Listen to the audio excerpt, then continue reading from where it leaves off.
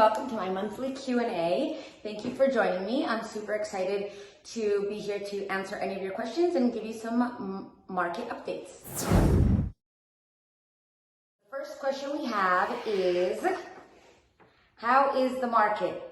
So, what a surprise. That's obviously the first question that everyone's been asking. Especially during this time where everything's kind of crazy and no one really knows what's going on. And what I can tell you from my experience and from talking to other realtors is that I think that initially when the whole coronavirus hit and the whole stay-at-home order was in place, people got a little bit scared. They were uneasy about how they're going to keep their jobs, and the market kind of had a little bit of a pause for a second. A few of my escrows fell out. I got a little bit of uneasiness from a lot of buyers and sellers. But once that initial shock blew over, I've noticed that there's been a lot of activity. There was an article in the Wall Street Journal asking why home prices are continuing to rise during this pandemic. And what they cited was that there's a lot of optimism in the market. I mean, the government has just pumped in $3 trillion and they're about to pump in $2 trillion more. The stock markets that initially plunged are coming right back up. And I think that just the initial uncertainty has kind of subsided. Obviously, people are still really nervous, but at the same time, interest rates are low and there's so many government programs to ease the blow that I think that the market is actually doing very, very well. I've been super busy. A lot of my realtor friends have been super busy. So, I mean, I guess it's really just tough to say what's going to happen. I think that the whole entire issue with the forbearance and what actually will happen in a few months when people can't pay their mortgages. Are the banks really going to make them pay them all back at once? Are they going to put the payments towards the end of the loan? I mean, there's really, no one really knows what's going to eventually happen. So if there will be an effect on the market, I think it's just a matter of time before we actually know what that effect is going to be and how big that effect is going to be. This is untreaded waters. No one really has seen this before.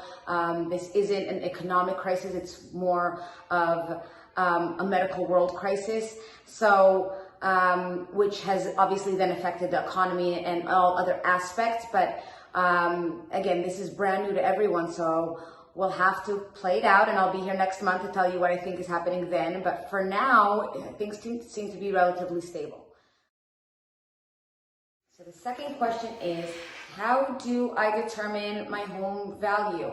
Okay, so that's a really good question. The first thing that everyone always tells me when I come to their listing appointment is, well, Zillow said my house was worth so-and-so. And the first question that I ask them, has Zillow been to your house to see your house? How does Zillow know what your house is worth? Like, have they actually seen it? Do they know what upgrades you have or what upgrades you don't have?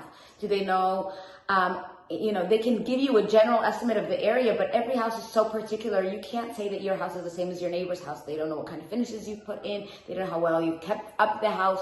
And just because Zillow says your house is worth something, most of the time that's probably not accurate. So how do you actually determine the home value if you're not going to go to Zillow? Well, you call me.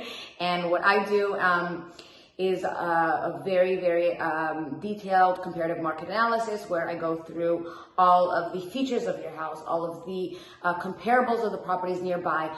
I'm super involved in the market, so rather than not just do I know what's going on in the market, I've probably seen the houses that are similar to your house because I'm always viewing homes that have come out on the market. So when you tell me your house is similar to that house and you want your house to sell for that price, I'll tell you why it's worth more, why it's worth less, because I've actually been able to see that house. It's not something that I'm coming up with just on a general average. So I think it's really important to get a really strong professional who is very involved in the market, who can actually know how to compare and contrast your house from the other houses that are on the market. And I will go through all of those comps with you and why your house is superior, inferior to that house. You know, there's a lot of things that affect location too. Just because your house is in the same exact area as another house, that house might be worth less because it has a building behind it. That might be closer to a main street, so it's worth less. Your house might have a really abandoned house next door, and that might freak some people out, so that might affect the value of your house. There's so many things that affect the value of the house that Zillow will never know. So if you really want to know what your house is worth, the best thing to do is to call a professional who can assess every single aspect and then give you a range of what they believe your house is worth. Ultimately, the main way to determine the value of a house is to put it on the market, and the market will determine the value of your house. But you need to know at least where to price it so that you get enough activity. If you price it too low, you could be leaving money on the table. If you price it too high, you'll sit on the market for months on end and won't have any activity. And then ultimately what you do end up selling at will be less than what you would have sold at if you actually priced it right to begin with. So it's really important to involve a professional before you try to do it on your own. All right, so the third question is, should I sell my current home to buy a new one? Okay, so that's a really good question, but I think the first person you need to ask that question to is your lender. And the reason for that is because I don't know what each person is an individual, and every person's economic and financial position is different. And so in order to know if you can actually keep your current home and be able to afford another one, you have to talk to a lender. And a really good lender will be able to tell you if you can still qualify for a second loan if you keep your current house. Now, let's say that you can. Let's say that you can keep your current house and qualify for a second loan. Is it still a good idea? So that depends on two things. The first thing is, do you have any other money on the side? I'm a big believer that everyone should own a house before buying anything else, before investing in anything else. But buying is much better than renting, in my opinion, because it's actually going towards something rather than rent that actually just goes down the drain. However, I also believe that you should not buy something if you cannot afford it, if you're overextending yourself. I always believe that if you have enough money for a down payment and you have a little bit of money left over for a rainy day, then it just makes more sense to buy. But if you feel like you're overextending yourself and it's not something that you can hold on to in the long term, then don't get yourself into a position that you won't be able to get out of. So if you need that money, for example, from your other property to invest in your business, to send your children to college, to pay your bills, whatever it is, then at that point, it obviously makes sense to sell that property.